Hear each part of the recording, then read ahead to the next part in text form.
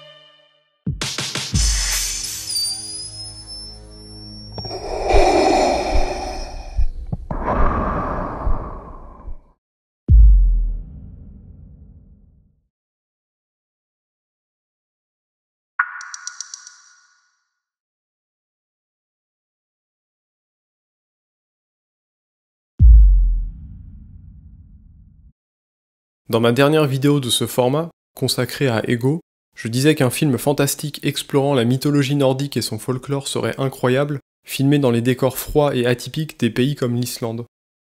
Et j'avais complètement oublié que The Northman devait sortir. Et effectivement, bien que le film soit centré sur une légende nordique orale du viking Hamlet et de sa quête de vengeance, on est aussi dans un film qui explore la mythologie nordique avec des séquences qui tirent sur le fantastique, voire sur l'horreur. D'ailleurs, c'est cette histoire qui a inspiré Shakespeare pour sa pièce Hamlet, dont le nom est une anagramme du nom du viking. Pour commencer par l'histoire, et ça sera court, c'est étrange parce que c'est un film sans surprise. Le récit a constamment un goût de déjà-vu, c'est un personnage qui perd tout très jeune et veut se venger pour récupérer ce qu'il a perdu. Donc le protagoniste a un objectif très tôt dans le film, et on voit une à une les étapes pour le mener à bien. Avec une surprise peut-être vers les 2/3 du film de mémoire, mais l'objectif reste le même au final. Donc je passe sur l'histoire car c'est une expérience cinématographique pure, à apprécier en salle si possible.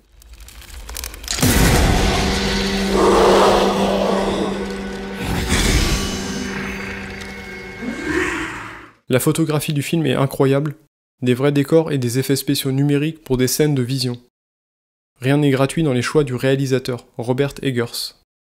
On retrouve aussi ces moments de tirade d'acteurs habités, comme celle de Willem Dafoe dans The Lighthouse.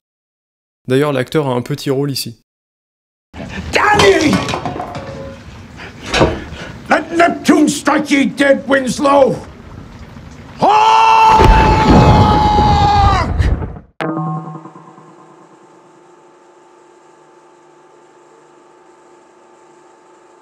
Autre actrice qui revient, Anya Taylor-Joy, qui avait joué dans son film The Witch.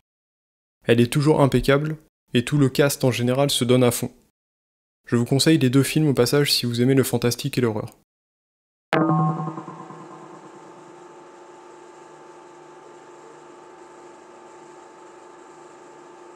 Nouveau venu par contre, Alexander Skarsgård, un acteur suédois que j'avais découvert dans l'excellente mini-série The Little Drummer Girl, aux côtés de Florence Pugh.